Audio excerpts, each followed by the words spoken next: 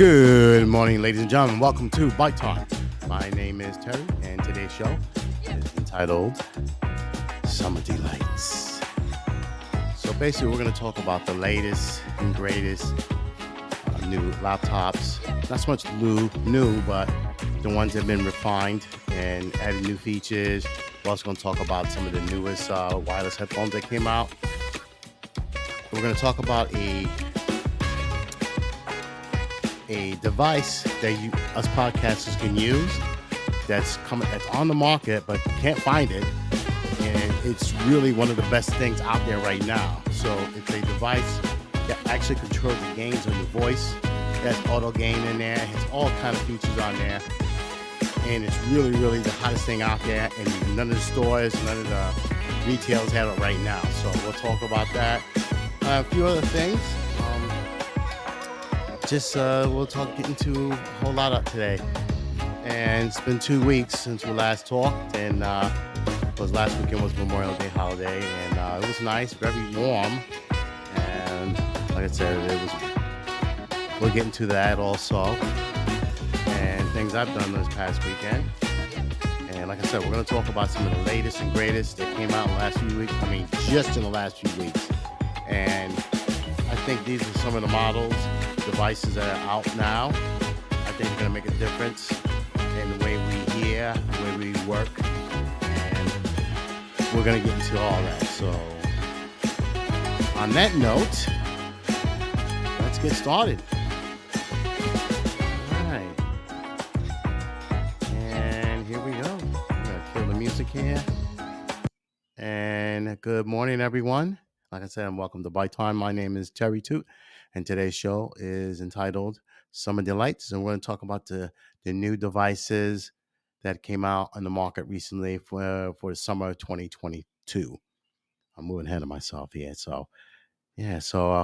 But before we get started, I just want to say that, let's see, holiday weekend. Last weekend, my sister came to visit. It was nice, and hung out in the backyard, had some barbecue, and hung out, and just basically, kicking back and chilling, and that's about it.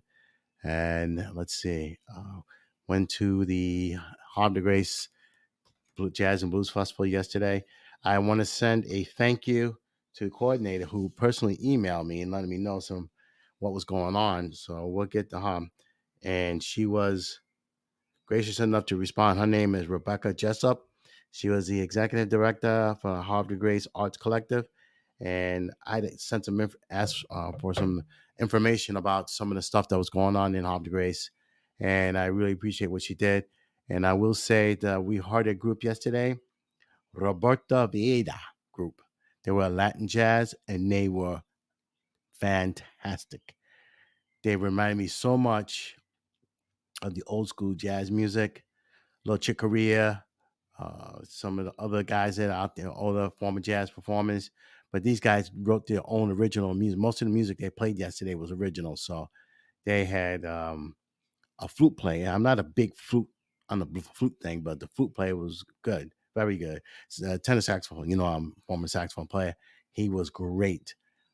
The guy playing the drums, he kept the beat all the time, because it's not easy playing that Latin bachata or merengue type of music and keeping that beat. He kept the beat going. I mean, he was a really good drummer. And then there was a guy playing the congas and the timbales. Wow, was he good? And I know his hands were hurting him because he had like a solo in there, and you have to use the palms of your hands. He had them tapered, but still, they were pretty sore where he was banging on the congas, and it was really good. And the bass guitar player was real good, and the group's founder, Roberto Vaida, he was playing keyboards and phenomenal. I swear, like he was playing like a chicoria, playing the keyboards, and that was really good. And if you walk up and down the street there in Havre de Grace, they had all kind of vendors out there. There was one food truck out there, and that's kind of weird because I think last year they had more. What else? They had like a lot of vendors selling shirts. I bought a vinyl record of the Shy Lights, all the classics on vinyl. So I will be taking good care of that. And the vibe there was very beautiful. We heard the music under the tent. It was very nice. It wasn't hot, so it didn't burn up in the sun because you're under the tent. So that was really nice, and the atmosphere was very beautiful. People were very friendly, and it was sat on. I don't know if people know about where Harbor Grace is. It sits tributary between the Susquehanna River and the bay.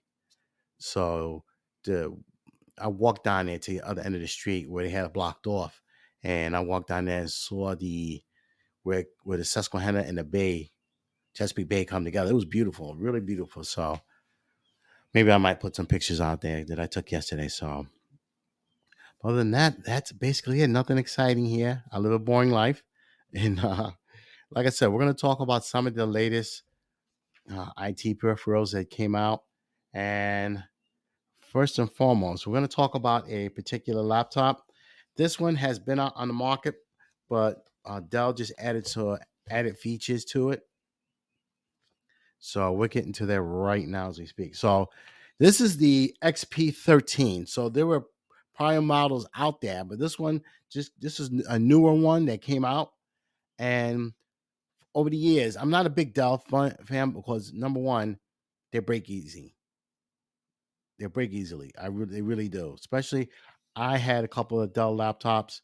They were i3 processors, junk, no good, no power whatsoever. So that was a lesson learned by my part.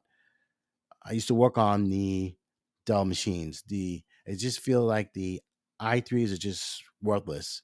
Once you get from an i5 processor up to an i7, you got something to work with. Like if something goes down on them, they're not that hard to work with. On the other hand, with the Hewlett Packards, they're very difficult because they're proprietary. So you would have to either send your machine back or you'll be ending up buying another computer. But the Dells are very easy to work with. So the XPS is one of their top computers. They're not cheap, almost $1,700, $1,692. So what we're going to talk about today is the Ultra Slim Book. Their feature they have really nice, beautiful uh, vision on there. It's in high definition. So let's get that out the way.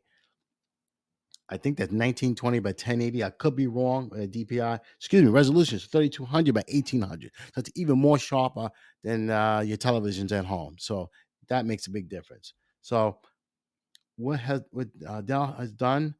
It's still very thin. The bezels are still very thin at 6 millimeters and a 13.3 high definition display. So when you pop it open, it's 13.3. So you're not getting that big of a monitor screen on there, but the older models that they had, I saw at Best Buy, they are very, very, very nice. They're very beautiful too.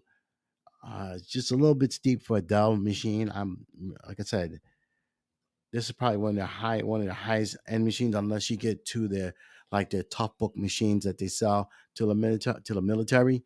Um, but their machines, like this is a very high end machine on the lower tier. Okay, let's see what you're saying here. That's bonded with Corning glass, so that's really good. Aluminum carbon fibers are incorporated to enhance the performance of the book. So they've made some modifications on here, so that's really good. So the battery life on here, it's 11 hours. It's under 3 pounds, 2.7 pounds. Like I said, the resolution is 3200 by 1800. That's really, really good. The screen size, like I said, 13.3. It's not that big. It's running a Intel GPU, so that's good. And the best thing about this new machine that you can run different OSs on. You can run Linux, Mac, Windows 10, Windows 10 Pro, and Windows OS. So so you're talking different OSs you can run on this particular laptop. Okay, and the adapter is 45 watts. You're running Ethernet, Thunderbolt ports, and USB. That makes a big difference. Okay, so if you had devices, you had that Thunderbolt port. Perfect. You need that. And also your USB C. All right. It's got a 4 cell lithium ion, 6 cell lithium polymer. These are different battery types it has. And it comes in, excuse me, let me go back. Camera features a high definition video recording. Now, this was a complaint on the XPSs, is that the cameras have very poor quality on it. They were running 720, and it's not very good. That's no better than the old school TVs when they first started coming out. So that's a big difference. They come in gold and silver. Okay. And it's also running high definition audio. So you're gonna hear the crispness of like treble. You're watching a movie on there, you're gonna hear the actual sounds. You know what I mean? Not like that carbonated sound that you hear on my particular machine. I have a MSI, and it's not as refined as say the XPS because they put more money into developing more sound for the laptop. Okay. Okay. Then it says here is additional features that they have. It has an anti-glass screen, makes like say for instance you're outside and I wouldn't recommend, but if you're outside with your laptop, you're not going to get that glare out on there. So that's really good. You have security lock slot. You also a touchscreen, memory card reader with webcam with widescreen display. So they added up. So they exactly what they were saying. They're going to do modifications. They actually did that. So that makes a big difference. Comes with Adobe software. Comes with Adobe Reader and your Microsoft programs. I don't know how many programs that you're going to have. I doubt if you're going to have a full suite of Microsoft Office because you got to pay for that and it's not cheap. The input features like the keyboard, it has a spill resistant keyboard. Now, I did it to my other laptop. I spilled something on it and I had to get that all repaired. And that was outrageous money I had to pay to get that fixed, but it was my fault. It has a backlit key. That makes a big difference. So, say for instance, if you don't want the lights on and everything, you have the backlit keys. That makes a big difference. I have it on my MSI computer. I love it. I love it. Let's see. The height is only 6/10 of an inch. That's nothing. What else we got here? We got stereo speakers on here and a microphone. So you got those ports on there. You have Intel high definition graphics. So that makes them for that kind of money, you better get it on there. And dynamic video memory 5.0. And it comes with Windows 10 Home. So you're getting a basic OS on here, but it is compatible to run Linux, Mac, and what do we say? Windows 10. You could probably run Windows Pro in here, no problem. All right. Dual core processor, Intel CPU, and enhanced speed technology, hyper threading technology, which makes a difference. If your numbers cruncher, that helps out a lot. Okay.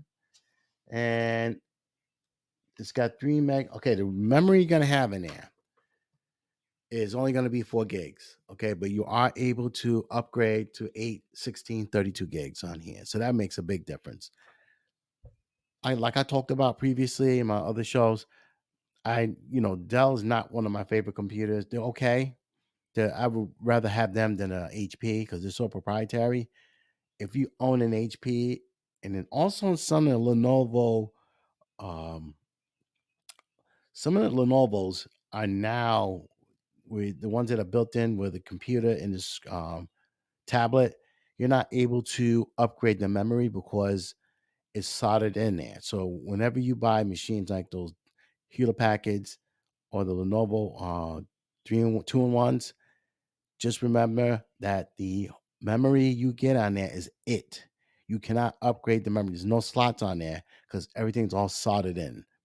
Here on the Dells, it's not like that. So you can upgrade no problem. All right.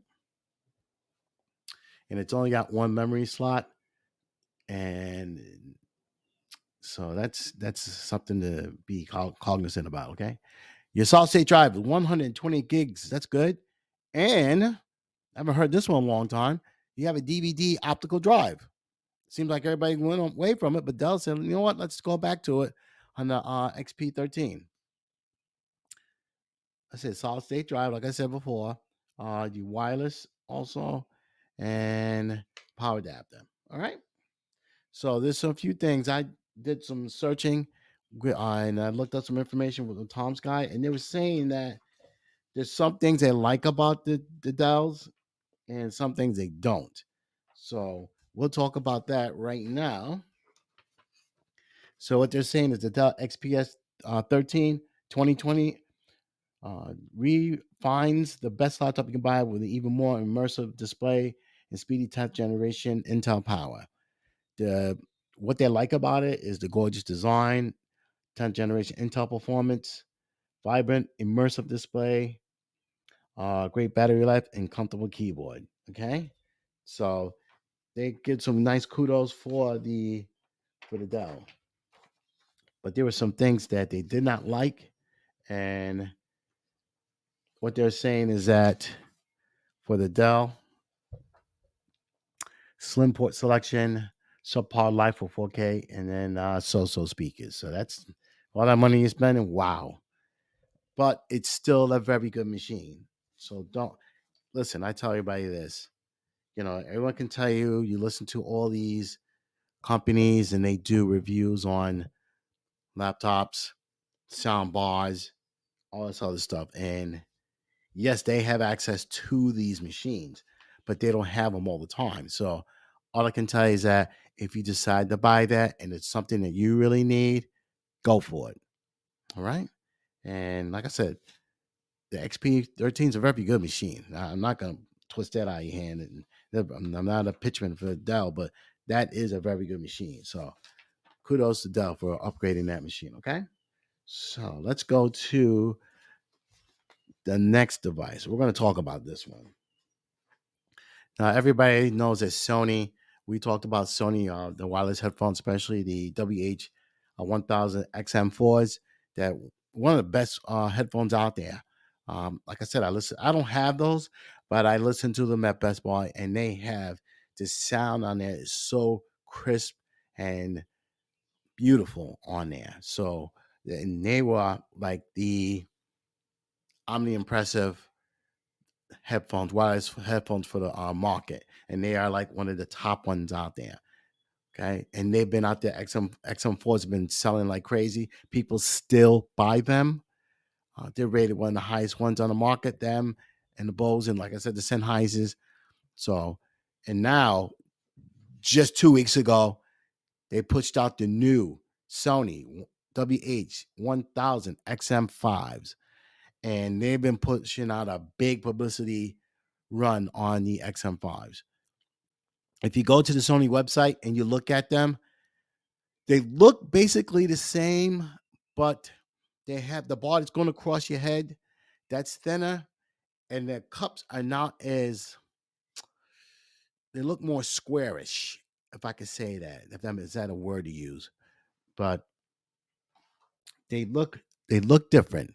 Now, I have not been to Best Buy to listen to them, so I'm gonna go by what the reviews that they have on the Sony XM5s, and the price of these are almost $400. Okay, so basically, what I've been reading is nothing has really changed on the XM, going from the XM4s to the XM5s. Okay, so what they're saying here on the XM5s is,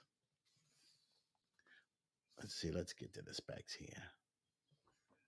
Okay, so what they're saying here, price is going to be $399.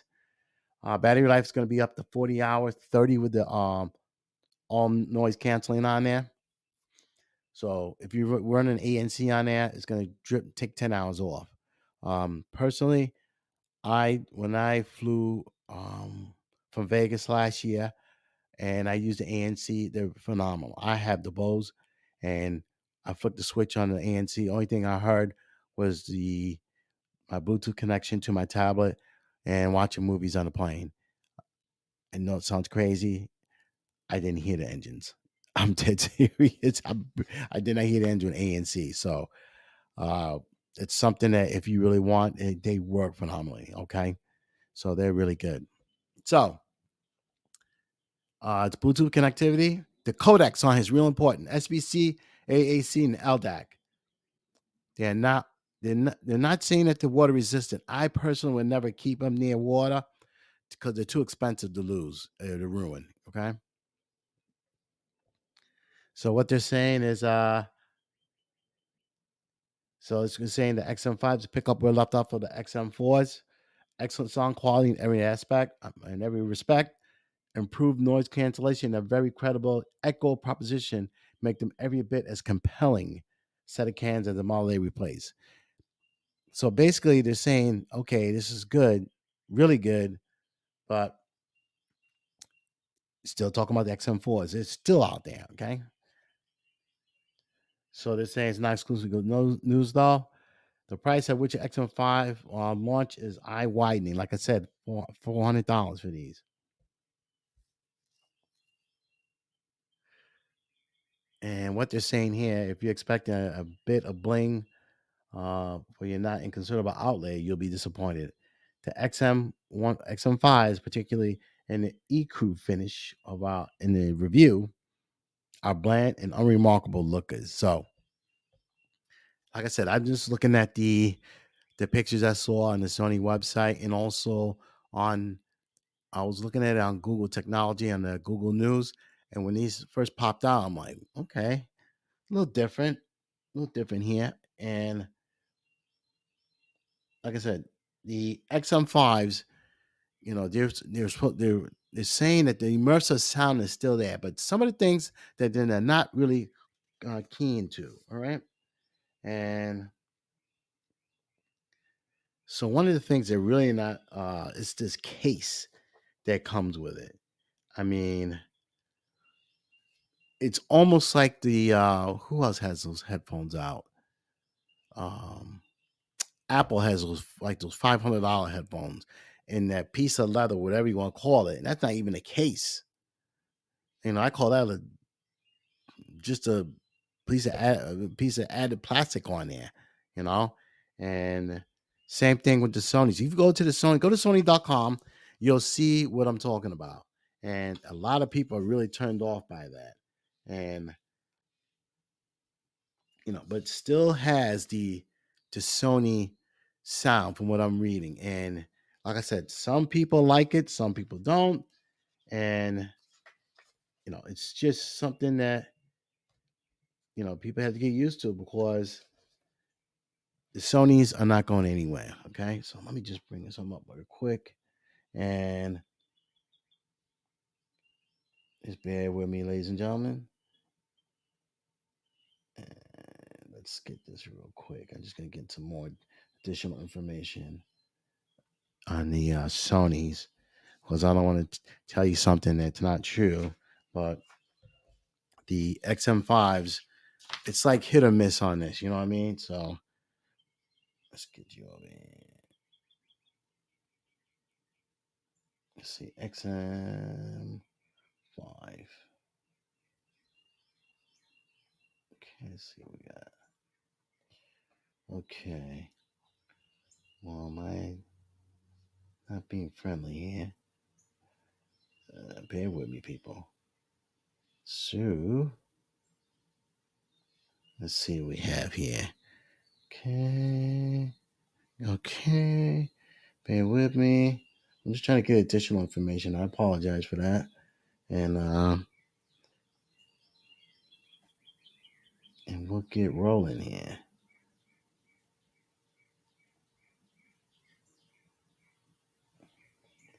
Let's see. Okay, hold on. We're here. Um, let's get back here. Okay, here we go. So I'm looking at Tom's guide, and they're saying a few things they're not particularly fond of here with the XM5. People, they just got on the market 2 weeks ago, so it's going to take a little time. Maybe Sony might have some ideas and tweaking it. So if you look at the picture, if you go to Tom's guide or if you go to um, CNET, and they have a good write up about that also. So what they're saying, they said the sound's still good, call quality is good, redesigned eco credentials ups the price, so they changed the band on there on the Sony XM5s, and that's basically it.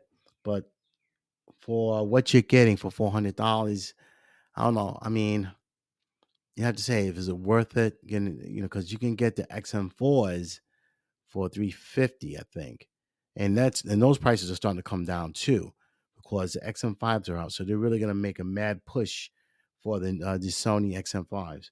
So I don't like I said, the sound on these. I haven't heard the XM5s yet because they just came out on the market. But the XM4s are just a beautiful, rich sound in on those headphones, and it's a beautiful. Like I said, the XM5s, they're available now, and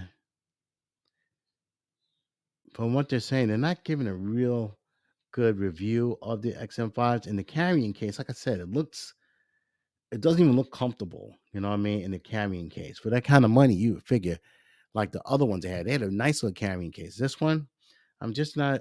It's not appealing to me, and maybe Sony might say, "Hey, let's get feedback from the customers and see what they think about it." And it's going to come. So, and Sony's good at refining, like say for instance, there's something in the XM5s that is not clicking where they know they can make more money, so they'll go ahead and get that XM5 model, tweak it, and then put it back on the market, and then next thing you know, boom, gangbusters. But so one of the verdict is, let's see what they're saying. Okay, expectations have been high for the arrival of Sony's next gen XM series over earphones, and in terms of overall performance, those expectations have been maintained. So basically, they're saying that they still have the quality, all right, but there's some things in it that are just not appealing to some people. So, and what they're saying that's particularly true where ANT performance is concerned, showing rivals that they need to up their game, as well as frankly laudable eco credentials. Sony has managed to bring us with its use of materials in the headphone and packaging. So, so what they're saying, the next gen Sony WH 1000 XMs are a good step forward.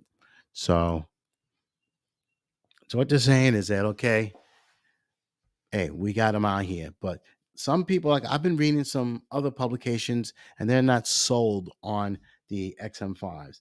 I'm gonna get the Best Buy and listen to some because I'm a big Sony fan, but you know everyone's got their things, so you can't beggars can't be choosy. You know what I mean? So, but I'm gonna read some of the specs that the XM5 has on here, and let's get that specs. So I read the specs already, so you already know that. But um, like I said, it's your choice on those. Then the price of those $399, $400 for that. Okay. So Sony again is back at it. Okay. So next we're going to talk about the Sonos Ray. The Sonos Ray is Sonos makes those sound bars. Okay, and they are into the sound like how everybody has it now. I have the Yamaha 109, and it works great. I love it. No complaints. So Sonos is out here now. You go to Costco, Best Buy. Who else is out there? Sam's. They have them out there. You could test them out, listen to the different sounds. So, but the Sonos, we're going to talk about Sonos real quick. Um, so this Sonos Ray is going to be $279. It comes in black and white. Ports are digital and Ethernet. Two tweeters, two mid woofers. Okay. Audio channel 2.0, and audio formats are Dolby Digital 5.1 and Digital Theater digital sound, surround sound. So you get that, once again, the immersive sound that comes around. Okay, so you're gonna get that on the Sonos. Okay, it does have Wi-Fi, no smart assistant on here. The dimensions of it are 22 by 3.5 by 2.8 inches, and it weighs 4.3 pounds. That's a little weight on there. And yes, it is mountable. So this is what the reviewers are saying. It says pleasantly compact, nicely balanced sound, and all the usual plus points of Sonos multi-room. So it can do multi-room sounding. So that's perfect. One thing it does not they're not appealing to is not the most expansive sound. So it's not giving you that blow away like you like had the movie theater sound, and it's when you hear the cars or the like a big drum or the shootout or cars crashing, you want to feel that, right? Or a building crumbling. Here they're saying they're not getting that true expansive sound. So that's something to think about. Also, no HDMI. That's a problem. Okay. That's a major problem. I'm spending $300. I can't get HDMI. Nah, that's something to think about. So what they're saying here, the reviewer, everything about the widest Sonos experience that's so successful, the ease of use, the coherence of the control app, the true play assisted setup that takes more moments to perform is here. Build quality and finishes well up to snuff. Pride of ownership is hard to put on a price, but the Ray comes with a helping. The Ray sounds unified, confident, and detailed. It's got the punch to propel Hollywood blockbuster forwards, and the depth powers of communication. Make sure you never miss a moment's nuance where dialogue is concerned. So what they're saying is that okay, we got it. Okay, and much of the established Sonos audio experience is here too, making it one of the best sound bars at its price. The Ray sounds unified, confident, and detailed. And like I said, it's rated. Okay, so they gave a good rating. So only problem I have with that is the no no HDMI. That could be an issue for me. Okay, I don't want it though. I'm not gonna buy it. Nope, nope. I'm satisfied with what I got right here, and no complaints. I got the surround sound, got the sub. I'm good to go. I wish my Yamaha it only has the lights. It doesn't have like the older soundbar had from Yamaha where you can see the features that you're pressing on there. It lights up. Matter of fact, it comes with a screen that tells you. Mine doesn't. Hopefully, Yamaha will get back into the labs and over there in Tokyo, and they can fix that. Come out with a new soundbar where you have the on-screen features on there. Okay. Okay. Next thing we want to talk about here is the Samsung Neo QLED 4K. Thank you. Someone said 4K. I wish you would stop advertising 8K. There's nothing broadcasted in the United States in 8K. Let's get that straight again. Please, you manufacturers, stop lying to the consumers. LG, who else is out there? Uh, um, TLC, or the other TCL. Stop lying to people. You're stealing the money. You tell them you got 8K. Stop lying. Okay, we're gonna put that out there right now. You do not have 8K TVs. You're liars. Okay. Who else is out? LG, who's out there advertising. I don't know about Sony. Who else is out there advertising that they had 8K? So, like once again, none of these TVs can broadcast 8K. Only 4K. Thank you, Samsung. Woke up. So this is a 65 inch we're going to talk about. It's the 65-inch class QN98 Samsung Neo QLED 4K smart TV. All right. Like I said before, like I told you guys, we got Samsung TVs. I think they're phenomenal. Very good TVs. Best build, no complaints whatsoever.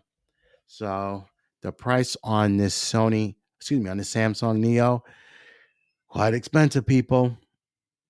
It's going to run you $2,600, $2,599. That's a lot of money for a TV, but it's 65 inches. So we're getting to the specs on here. So the Sony, like I said, 65 inches. And the resolution on it is 3840 by 2160. Wow. That's like if you're at a game, a football game or a basketball game. The vibrant colors are almost like lifelike right in front of you. So you can't go wrong here. Okay. The thing I like, refresh rate 120 hertz, really good. Definitely makes a big difference. Okay. You have 4 ports, 4 HDMI, one. Let's see, you got 4 HDMI ports and one HDMI 2.1 and 2 USB. So you could hook up a Fire Stick. I see people going to the Fire Sticks. You could hook up a Fire Stick to it. You got 2 USB ports. Why not? So you're good right there. Okay. And it's running the Tizen software. I've heard about this. Next time we come on, I'll get more information on here on the Tizen. I've heard of that. So, what they're saying here, although it soon be surpassed by new model, the Samsung QN98 Neo is still one of the best TVs you can buy right now. Period. Impossibly bright, stunningly thin, packed with clever smart features, as reliable as the company's sets have ever been. Now, Samsung makes really good TVs. I mean, they make really good TVs. Sony's getting expensive. I don't know why, but they're really expensive lately. So with the proprietary mini LED panel called Neo QLED, the Q90 promises superior performance to both its established OLED competitors and the ever more convincing mid-range QLED makers. So this is one of their premier TVs. At that price, it better be. All right. Um, so the brightness boost undermines other picture elements at times, plus Samsung still won't give more than one HDMI 2.1 port. I featured we're desperately hoping Samsung fixes with the upcoming Q90B model. And plus, but the Samsung Q90 Neo QLED TV review crowns a new champion for quantum DOT display technology. So they're saying they're rating this as one of their best quantum TVs. That's saying something. Okay. All right, cool. So, last but not least, we're going to talk about something. This definitely came out recently. Okay, I'm going to say within the last, I'm going to say 3 weeks. Okay, this company out of London, uh, they have this new system where us podcasters, where we could use it, and it can adjust our way we talk, the pitch, the auto gains, and everything else. You could go one person, two people. If you go to the Focusrite website, and it'll explain everything for you. And I saw the one device they have called the Vocaster, and they can't. No one has them. I went to all of them. I went to B&H Photo, Amazon. I even went to their website, and it said there's a wait list on this. And if you go to YouTube and you put in the Vocaster One Studio, you're gonna be awfully knocked down by what you see. Okay, so this thing actually, it's very simple. USB ports. You could has a port for your microphone, uh, port for your laptop, and you can connect a phone if you want to do that. Okay, so this is one of the biggest things that come out in years, and then I think it's going to take. Can't get them. I've called all the distributors, everyone. They just don't have it, and this is crazy. And it's only been out. I'm going to say less than a month. Okay, and I'm going to just talk about it real quick. If you want more information, you can go to Focusrite website, or you can go to YouTube and type in Vocaster One Studio, and they have you have people that actually use the devices, and they're going to walk you through how to connect them, and they're going to do a test run to show you how it works. There's software you can download that'll be compatible. Like say if you're doing a podcast, it's perfect, perfect, perfect, perfect. So let's talk about it real quick. So it's a full recording package with a single endpoint audio interface. It comes with now this is the big package. So we're going to talk about that first. It comes with a mic cable, and isolating headphones. Personally, if you have your own headphones and you're comfortable with them, use what you have. Okay. So Focusrite, the one device I'm talking about is the Vocaster One Studio. Okay. Lets you launch your solo podcast in moments, easily take the quality of your content to a higher level. So now it's even streamlining the sound. Like, say, for instance, if we had the Vocaster connected here, it would sound even smoother, and like it will control the auto gains on my voice. So, say, for instance, if I'm too high, or if I'm too low, or it's muddled in the middle, this device does that automatically. This is why people are buying it and you can't get it right now. Okay. The ultra portable Vocaster One podcast interface turns your computer or USB Type C iPad into a potent, intuitive content creation station with gobs. I mean, go figure that. Gobs are automatic gain for any kind of microphone, onboard sound enhancements, a push button away. This is why everybody's getting there. It's excellent. It's just it controls the auto your voice. Like I said, if it's a muddle, the auto gains coming in and straightens it out, so you can't go wrong. Um, and then it comes with a selection of podcast centric software. Now, I went online and saw just 4 different types of software. If you want to spend that money in getting the software, it's your choice. Personally, from what I've been reading, you really don't need it because the Vocaster does everything for you. All you're going to do is download the software, the free software that comes with it. Okay. That's going to control your auto gains. Like I said, if it's muddled, this is what it does. It controls it. And that's phenomenal. Okay. Now, if you had the Vocus 2, we can connect 2 people at the same time. Same thing. You can infuse music, audio clips, and even feed the mix to a camera. And also the Vocaster One is a well-rounded podcasting solution that remains simple. So what I've been reading and what I saw the video of a guy who is a professional podcaster, he rates it really high. Now, if you want the whole package that they have, the studio package, that's a lot of money. But if you need it, go for it. If you just need the one, I'm trying to get the Vocaster One. Can't find it. But if you already had headphones like myself, and you'll be fine. Okay. So the key features that it has is a single input audio interface. Um, and it has a now this is what the entire studio. Okay. So it has a Focusrite dynamic microphone. See, I don't know anything about the headphones. So I have a Samson. Perfect. I'm no complaints here. I've had it since I started this thing back in November, and I refuse to get another one. Okay. Comes with headphones, a mic cable, USB Type C for Mac and Windows and iPad, and the high gain mic preamp with auto gain. There it is. I was telling you about. You can't go wrong with that.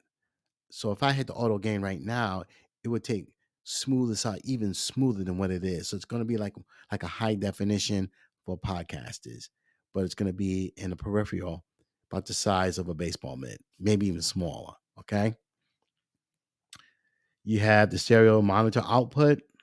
It has a guest and a phone audio output. Okay. Camera output and computer loopback. Okay. And it has voice presets, easy start mute button, and a phantom power for condenser microphones. So from what I saw, that is that you can take your mic condenser microphone and press this button. You can't hear anything, but it's still recording. It's hearing your voice recording, but you're not hearing it. I'm like, that's crazy. So if you get a chance, ladies and gentlemen, if you're a podcaster, I'm and I was digging this thing, go for it. If you buy just a Vocaster One by itself without the microphone and the headsets, that's $199.